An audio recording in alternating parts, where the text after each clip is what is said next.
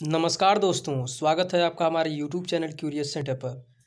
आज इस वीडियो में हम आपको भारत के संविधान संबंधी महत्वपूर्ण जानकारियों को साझा करेंगे। यह हमारा सामान्य अध्ययन का दूसरा सीरीज है।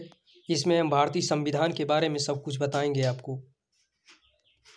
हम आपको प्रतिदिन भारतीय संविधान से संबंधित सारी जानकारियों को साझा करेंगे। यह हमारा पहला वीडियो है और नीचे डिस्क्रिप्शन लिंक में हमने भारतीय संविधान के सामान्य अध्ययन सीरीज के प्लेलिस्ट को डाला है।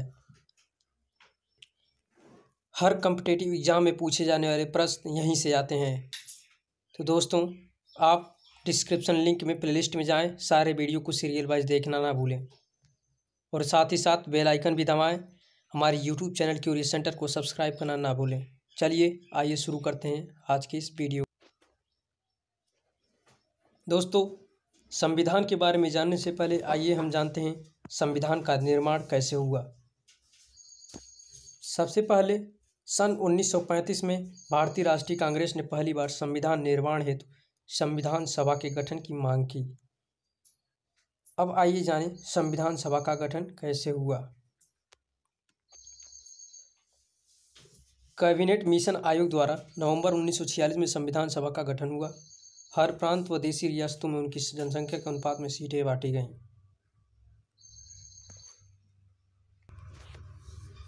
संविधान सभा के लिए कुल 389 सीटें निर्धारित की गईं, जिसमें प्रत्येक सीटों का ब्यौरा इस प्रकार है, आप वीडियो में देख सकते हैं। 296 सीटें ब्रिटिश भारत के अंदर आने वाले भारत के प्रतिनिधियों के द्वारा चुनी गईं और 93 देशी रियासतें द्वारा जो उसमें स्वतंत्र थीं। संविधान सभा की बैठक। संविधान सभा की पहली बैठक 9 दिसंबर 1946 को हुई। मुस्लिम लीग ने बैठक का बहिष्कार किया।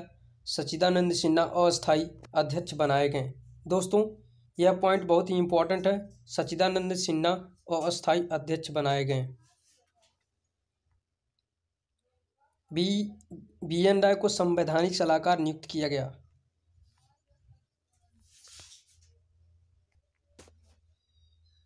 दोस्तों, आइए अब जवाहरलाल नेहरू द्वारा प्रस्तुत उद्देश्य प्रस्तावना के मुख्य बिंदुओं में जो शब्द दिए गए हैं उनके अर्थ समझें। सबसे पहला शब्द जो है वो है संप्रभु स्वतंत्र राष्ट्र।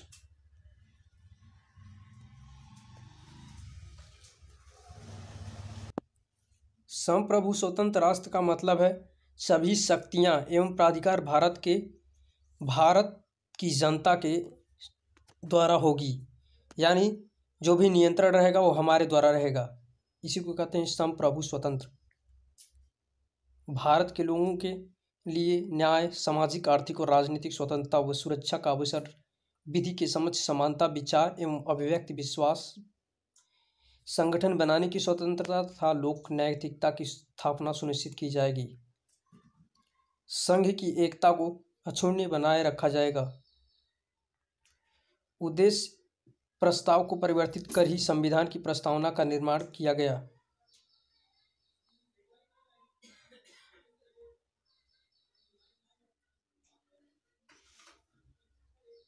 अब आइए संविधान सभा की समितियों उनके अध्यक्ष के बारे में थोड़ी जानकारियां प्राप्त करें।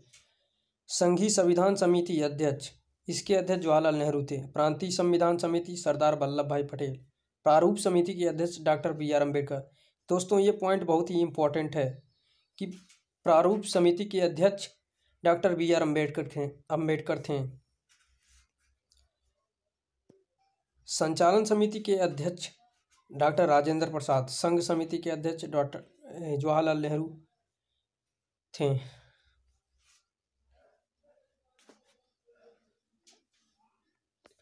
दोस्तों, एक और इम्पोर्टेंट बात, प्रारूप समिति के अध्यक्ष डॉक्टर बी.आर. अम्बेडकर थे। इसमें 7 सदस्य हैं, जिनमें doctor B R. Ambedkar, N. Gopal Swami Ayyangar, Alladi Krishna Swami Ayyar, doctor A K. Munshi, Syed Mohammad Saadulla, N. Madhavrao, T T. Krishnamachari.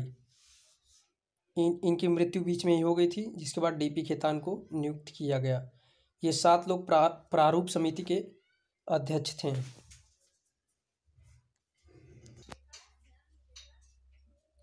दोस्तों, 26 नवंबर 1949 को संविधान बनकर तैयार हो गया था, जिसमें प्रस्तावना 395 अनुच्छेद और 8 अनुसूचियाँ शामिल थी, लेकिन प्रस्तावना पूरे संविधान के लागू करने के बाद लागू किया गया था। यह सबसे इम्पोर्टेंट पॉइंट है। यहाँ पर कुछ इम्पोर्टेंट डेट हैं जो देख लेते हैं हम। संविधान सभा ने 22 जुलाई 1947 को राष्ट्रीय ध्वज को अपनाया। 24 जनवरी 1950 को राष्ट्रीय गान को अपनाया और 24 जनवरी 1950 को राष्ट्रीय गीत को अपनाया। 24 जनवरी 1950 को डॉक्टर राजेंद्र प्रसाद भारत के पहले राष्ट्रपति के रूप में चुने गए।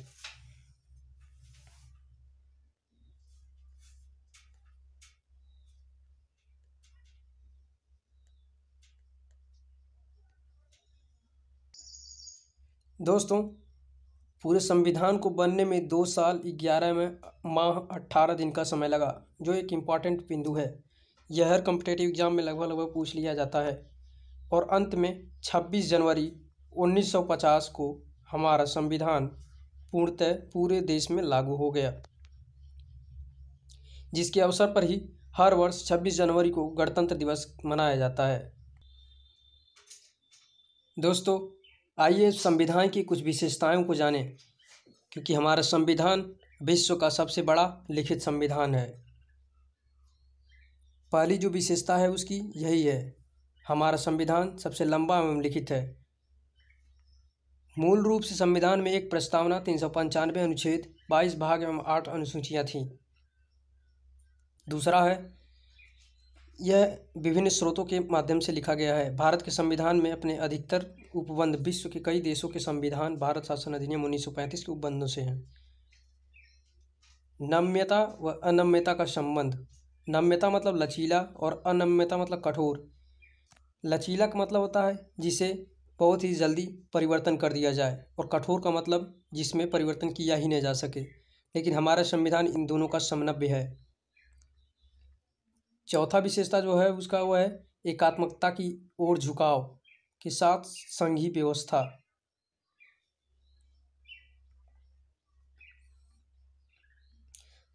एकात्मक संविधान की विशेषताएं और संघात्मक संविधान की विशेषताएं दोनों यहाँ पर मैंने दे दिया आपको, लेकिन हमारा संविधान इन दोनों के बीच की स्थिति को पालन करता है। सरकार का संसदीय स्वरूप। संसदीय व्यवस्था विधायिका और कार्यपालिका के मध्य समन्वय व सहयोग के सिद्धांत पर आधारित है।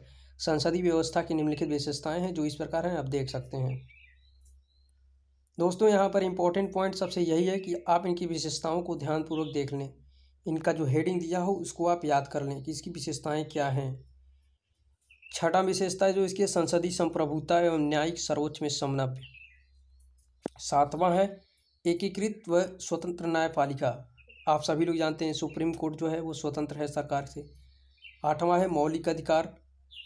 हमारे संविधान ने हमको 6 मौलिक अधिकार दिए हैं, जो आगे हम आपको विस्तार से बताएंगे। राज्य के नीति निर्देशक तत्व, ये भी इसकी विशेषता है।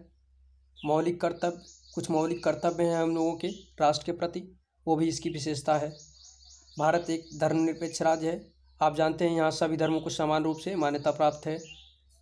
सार्वभौमिक वयस्क मताधिकार, यह सबसे इम्पोर्टेंट विशेषता है हमारे संविधान का, कि हमारे देश में हमारे संविधान ने सभी व्यक्तियों को, चाहे वो स्त्री हो या पुरुष हो, 18 साल के बाद सभी लोगों को मत देने का अधिकार दिया है। एकल नागरिकता, आप जानते हैं हम लोग एकल नागरिकता है, ये नहीं कि आप भारत का नागरिकता भी ले लें और राज्य का भी नागरिकता लें, हमें एक नागरिकता मिलती है। स्वतंत्र निकाय है यहाँ पर। आपातकालीन का प्रावधान भी है। आप सभी लोग जानते हैं 3 बार राष्ट्रीय आपातकाल लग चुका है, और कहीं कहीं पर तो राष्ट्रपति शासन भी लगता है, किसी किसी राज्य में। त्रिस्तरीय सरकार, यहाँ पर 3 स्तर पर सरकार है। आप जानते हैं स्थानीय सरकार, फिर राज्य सरकार, फिर केंद्र सरकार। तो दोस्तों, ये कुछ विशेषताएं थी हमारे संविधान की। और आगे हम जब दूसरे पार्ट में हम लोग देखेंगे संविधान की प्रस्तावना। जी हाँ दोस्तों, संविधान की प्रस्तावना को अगले वीडियो में देखा जाएगा। इस वीडियो में इतना ही। आज हमने पढ़ा हमारा संविधान कब बना, कैसे बना, कौन कौन से महत्वपूर्ण लोग थे इन संविधान को बनाने के पीछे, और संविधान की विशेषता क्या है। दोस्तों, आप कोई भी कॉम्पिटिटिव एग्ज़ाम दें तो उसमें भारतीय संविधान से संबंधित प्रश्न जरूर पूछे जाते हैं। इसी को महत्वपूर्ण देखते हुए हमने ये सीरीज स्टार्ट की है जिससे आपकी परीक्षा में फ़ायदा हो और आप उचित अंक लाकर अपने एग्ज़ाम को लगन और सफलता के साथ